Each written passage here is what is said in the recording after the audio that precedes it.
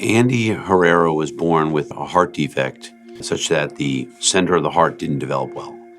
He had had multiple heart operations to repair the holes in the heart, and he required being placed on ECMO, which is a form of heart-lung support, after the operation. Cuando Andy comenzó a enfermarse, fue algo muy difícil para nosotros. Cuando me dijeron que estaba conectada a la ECMO, no sabía ni qué era lo que me estaban diciendo.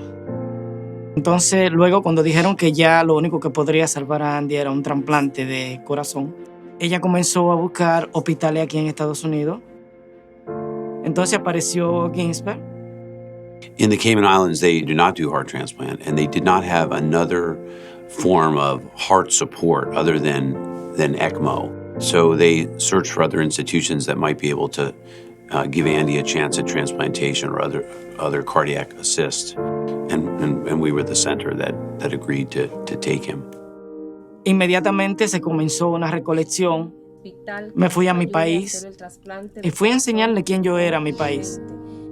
Un ser humano, un dominicano, una persona de bajos recursos que no tenía apenas que para comer. A través de Dios, llegué a todas las personas que tenía que llegar. Y 27 países se acercaron a ayudar, a aportar. Subió GoFundMe y yo recaudé una suma considerable para que mi hijo pudiera llegar aquí.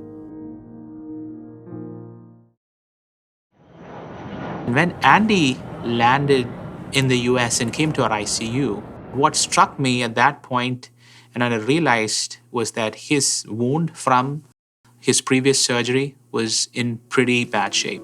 And it was one which I realized almost immediately would require a lot of work. As I got to know his medical issues over the first 1 to 2 weeks, we realized that he had more kidney dysfunction than we anticipated. We realized that his wound was more difficult than we anticipated. To be honest, seeing what we were dealing with at that time, a part of me had wondered what we had gotten ourselves into. I can't think of another child that I've cared for that could be classified as any sicker than Andy. There were gross infections in around the tubes coming out, and parts of his incision had started to fall apart. And so we knew that we could not change him from ECMO support to another form of long-term assist to prepare him for transplantation. So now you have an immune-suppressed child because of his nutrition. You have a bad wound. You have constant need for antibiotics for the wound to heal. And you have a mechanical device in place. The chances of us overcoming all of those hurdles was almost negligible. We didn't think this could be done. We just didn't feel that we could offer Andy a transplant. And I must say that Andy's father gave one of the great speeches in history. He talked a lot about, what Andy had been through and how strong he was, and look at what he had overcome. It really swayed me in knowing that this was really Andy's only chance at survival. And he had come a long way. And he also talked about how great our team was and how much we had done to get Andy to the point where we could get him through this. And I did start to really feel that, our team could do it. Andy required a lot of rethinking and changing the approach that we care for patients in mechanical support and life-sustaining therapies like ECMO. The longer you stay on ECMO, the higher is your risk of complications and risk of death as well. Andy stayed over 6,000 hours on ECMO. We knew this was going to be a long and protracted course. It was going to be difficult for everyone. It was going to be difficult for Andy. It was going to be difficult for his parents. It was going to be difficult for every nurse and doctor that took care of him, and just require everybody collectively to be on board. Before we even got to the physical rehab, we had to make sure that this wound in the chest was well healed and there was no areas or focuses of infection.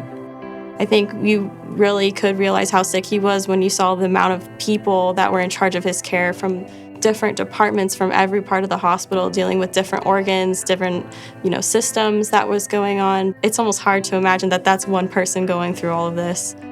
Andy is an extremely resilient boy. To tell a 13-year-old everything that needs to be done, from like how you breathe, to walk, to stand up, all these small details are very challenging. And Andy, I think he was always up for the challenge. We as a rehab team worked with Andy once or twice a day, almost every day that he was here. When Andy arrived, he was incredibly deconditioned. He had significant muscle contractures. He was limited with range of motion. He was very limited in his strength. He needed help just to sit up on the edge of the bed.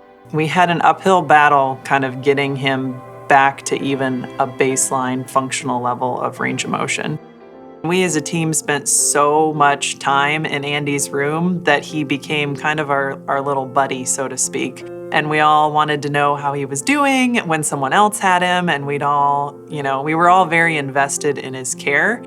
First, it's just a person, a patient that you're taking care of on the device that you're trained on. So in being at the bedside 24/7, in the room with the ECMO pumping with him, you can't help but learn everything about that patient. After several months, especially 6 months, getting close to Andy and his family, his mom would say, "Donnie es mi familia," and his dad would say, "Donnie es mi familia," meaning Donnie is family. Of taking care of him physically, but also being able to be there for him emotionally, especially when there's a barrier with communication, as they were Spanish-speaking only. Thankfully, I'm blessed to be able to communicate with them in that way. Sometimes we forget how much of an effect something like a barrier of language can cause. It was definitely very difficult, but they did the best that they could with what they had. And Josh, our manager, was very good at finding ways of making it better, to the point where we finally were able to find a system that worked for everybody. But also, Andy was very popular when he came to us because he had his whole social media. He has a big Instagram and a YouTube channel that his parents have worked with. Through those things, they were getting donations as well. They want people to see the progress. I was like, this is great, that this is one of the ways that people use social media in a positive way. One of the things that is important to any team caring for patients chronically ill in the ICU, it's quality of life, and help them to make this journey less of a burden. Certain times where he would sleep all day, be awake all night, and then when he was awake all night, his parents couldn't get any rest either. So we would do what we could do to keep him awake during the day, and sometimes I would pull my guitar out and I would play music for him. And I learned a Spanish praise and worship song. It's called Lo harás otra vez. This song was about just having faith in God and knowing that He's moved mountains before and that you'll believe that He'll move these mountains again. Every time I would play for him, it would just soothe him. You have someone that is most of the time bedbound, so mobilization is very tricky. Andy saw another child riding this red adaptive tricycle that we have on the unit, and he said, "I want to ride that bike." But obviously it's too risky. You're putting a patient with a life support device inside their chest on a trike while you have your machine trailing behind or in front on the floor. I asked if we could put him on the trike because Jessica was there, and I told them that Jessica and I were comfortable doing anything they would let us do. So they said go for it. And he's so excited, and we put him on it. It was an awesome sight.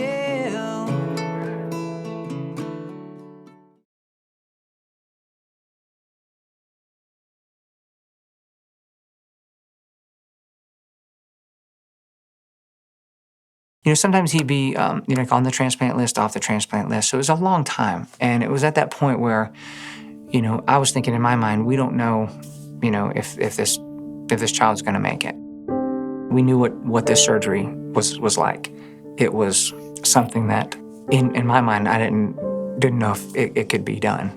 Heart becomes available for Andy, and I don't get nervous very often with cardiac surgery, but I knew that the operation itself would be difficult.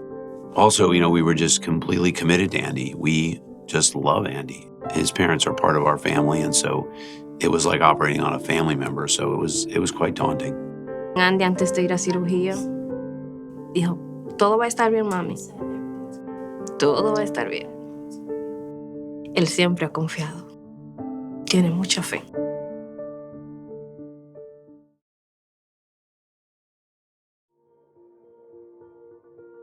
I can't remember a longer operation in my career, just grueling from the start. I knew the scar tissue in his chest would be daunting, given that he had had many operations before that, and he had had these tubes in place coming out of his chest over a year, and also the history of infections and bleeding, and so it took a long time to get Andy open and safely on bypass, and then it took a long time to get him off the heart-lung machine without going back on ECMO. Esa 22 horas la pasamos nosotros Así como estamos. en la salita de espera, muy hablando, tranquilo, confiando.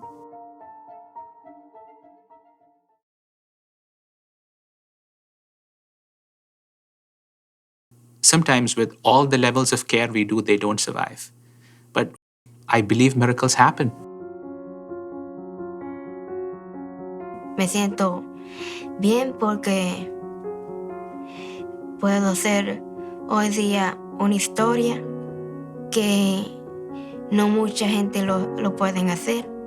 Un 90% de los niños que tienen hongo no sobreviven. Even after Andy came out, after his transplant, it was a miracle that he came out off of ECMO. But he still had a long way to go. It was extremely touch and go for a while whether Andy would need to go back on ECMO. He needed a lot of medicines to support the heart, nitric oxide or gas to help support the lung. He was still getting dialysis for his kidneys because they weren't working either. Just because he got the heart transplant didn't mean that he was automatically going to make it out of here.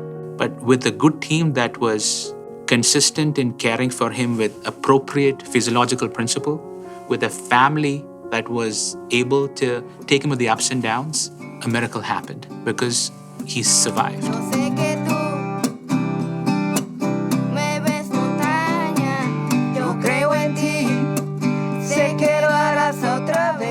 Andy has this incredible will to live. Here's a kid who came here on VA ECMO, malnourished, debilitated, can't get out of bed, can't breathe. The fact that he was able to survive transplant and walk out of this hospital and now is, walking on the beach and, in physical therapy, exercising, literally exercising, it was like a jolt. I think it put it in perspective what we had done at that point. We had given him a chance at being a real kid. It was great. It was phenomenal. Le agradezco mucho a todos los enfermeros, a todos los doctores, por darme el cuidado que yo necesitaba. Creo que Dios me lo dio para que yo lo cuidara y lo protegiera, como si fuera la vida de ese ser humano. We still face the issue of his kidney failure and hopes that he will be able to get a kidney someday. He's certainly still rehabilitating, and he's going to have some difficulties. But I have faith that if there's any child that's going to overcome the most difficult difficulties, it's going to be Andy Herrera. There's no question about it.